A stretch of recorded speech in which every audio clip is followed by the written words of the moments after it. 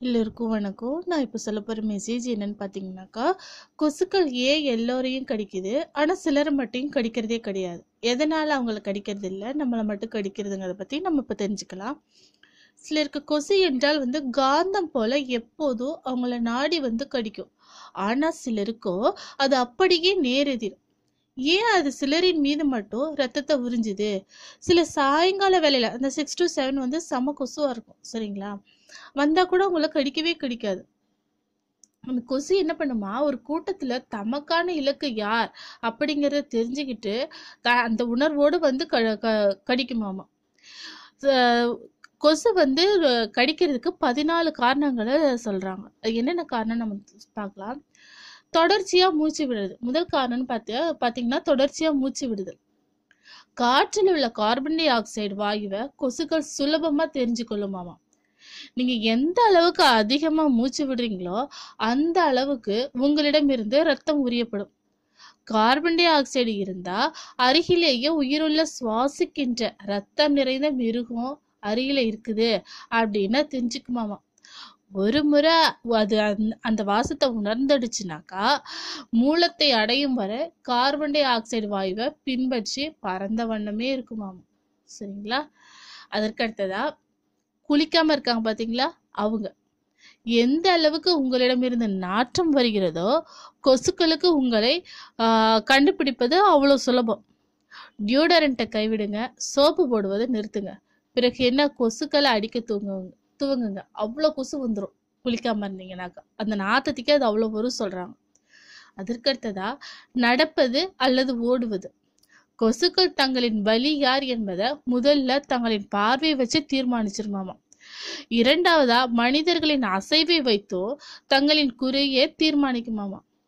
வெளியே போனாலும் சரி, நடந்தாலும் சரி, ஓடுனாலும் சரி, என்ன பண்ணாலுமே அது நம்மளை கடிக்காம இருக்காது, சரிங்களா? அதற்கடுத்ததா அதிகமா வியர்க்கிறது. வியர்ப்பது என்பது கொசுக்களை ஈர்க்கும் சிறப்பான கலவையாமா. ஈரப்பதமும் வாசனையும் கொளுத்தும் கோடை காலத்துல பகல் அல்லது சாயங்கால நேரம் வெளியே போய் கொஞ்சம் வியர்வை சிந்த வேலை செஞ்சுட்டோம்னு வச்சுங்களேன், கொசுக்களுக்கு அவ்வளோ பிடிக்குமாமா. கொசுக்கள் நமக்கு நன்றி சொல்லிட்டு போகுமாமா. ஏன்னா அந்த ஸ்மெல்லை வச்சு அது நம்மளை கடிக்கும், சரிங்களா? அதுக்கடுத்ததா வெதுவெதுப்புடன் இருப்பது. வெப்பத்தை தேடி அலையும் ஏவுகணையாக கொசுக்களை நினைச்சுக்கணுமா. நீங்க எந்த அளவுக்கு வெப்பத்தோட கதகதப்பா இருக்கிறோமோ அவ்வளவு சீக்கிரம் அது நம்மளை கண்டுபிடிச்சிருமாமா. தொலைவில் இருந்து அவைகளால் உங்கள் உடல் சூட்டை உணர முடியாமல் போனால் கூட சில அடி தொலைவில் இருக்கும்போது உங்களின் வெப்பத்தை அது எளிதா உணர்ந்துருமாமா, சரிங்களா? அதற்கு அடுத்ததான் நம்ம பார்த்தோம்னா இருண்ட நிறத்தில் ஆடை அணிவது. இரண்டு நிறங்களுக்கு குறிப்பாக கரு நீல கலரு, கருப்பு கலரு இது மாதிரி ட்ரெஸ்ல போட்டோன்னு வச்சிங்களேன், உடனே கொசு நம்மளை துரத்த ஆரம்பிச்சிடும். மாறாக ஜீன்ஸ் மற்றும் கருப்பு டிஷர்ட் அணிங்க, இப்போது கொசுக்களுக்கு நீங்க சுலபமா இலக்காக மாறிடுவீங்க.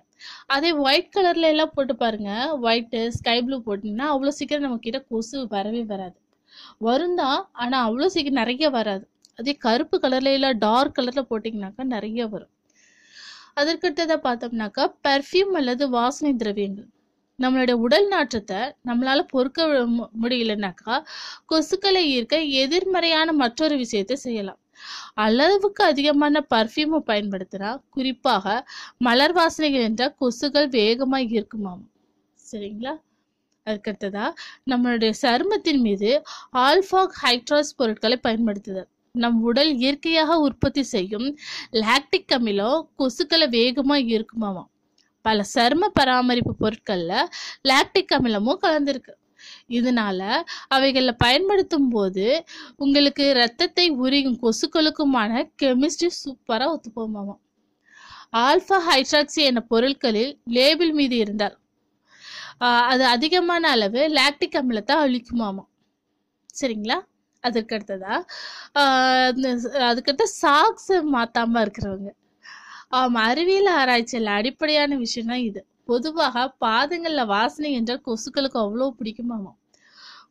பூச்சியல் வல்லுநர் டேனியல் கிளைன் என்ன சொல்றாருன்னா, கொசுக்களை கவர்வதற்கான ஒரு அழுக்கு சாக்ஸ் ஒன்றை பயன்படுத்தி ஆராய்ச்சி செஞ்சாராம். 3 நாட்கள் பழமையான அந்த சாக்ஸ் கொசுக்களால் தவிர்க்க முடியலையா. குறிப்பாக மனித பாதங்களை உருவாகும் பாக்டீரியாக்கள்னா பெருமளவு கொசு மொய்க்குமாம். சரிங்களா? அதுக்கடுத்ததா அடுத்த ரீசன் என்ன பார்த்தீங்கன்னாக்கா, பீர் குடிச்சிட்டு சீஸ் சாப்பிட்றது. ஒரு ஹோட்டல்ல பீர் குடிப்பவர்களை தான் கொசுக்கள் அதிகமாக குறி வைக்குமாமா அப்படின்னு ஒரு ஆய்வே சொல்லுது. அதிலும் சீஸ் கலந்து செய்யப்பட்ட நொறுக்கு தீனிகளோட பீர் குடிக்கிறாங்க பார்த்தீங்களா, அப்போ கொசு அவங்களோட ரத்தத்தை குடிச்சு மகிழுமாமா. அவ்வளோ பிடிக்குமாமா அதுக்கு பீரும் சீஸ் கலந்த சைடிஷ் சாப்பிட்றவங்கள. லிம்ப்ரஹர் சீஸ் என்பது உங்கள் மீது நாற்றத்தை உண்டாக்கும். அதை நம்ம சாப்பிட்டோம்னா நம்ம உடம்புல வேற மாதிரி ஒரு ஸ்மெல் வருமாம். அதே பாக்டீரியாவை கொண்டு செய்வதாகும். அந்த நாற்றத்தை உண்டாக்கும் அந்த பாக்டீரியா அந்த ஒரு மாதிரி ஸ்மெல்லு வரும்ல, அப்போ கொசு சீக்கிரமா ஈர்க்கப்பட்டு நம்ம ரத்தத்தை குடிக்க வந்துடும். சரிங்களா? கொசு ஏன் நம்மளை கடிக்குது, எதனால கடிக்குதுன்னு தெரிஞ்சிருப்பீங்க. யாரை கடிக்குதுன்னு தெரிஞ்சிருப்பீங்க. இந்த மெசேஜ் உங்களுக்கு யூஸ்ஃபுல்லாகவும் இருக்குன்னு நினைக்கிறேன். கொஞ்சம் சிரிப்பான விஷயம் கூட தான். இந்த மெசேஜ் பிடிச்சிருந்தா லைக் பண்ணுங்கள், ஷேர் பண்ணுங்கள். மறக்காமல் கீழே உள்ள சப்ஸ்கிரைப் பட்டனை சப்ஸ்கிரைப் பண்ணுங்க. தேங்க்யூ.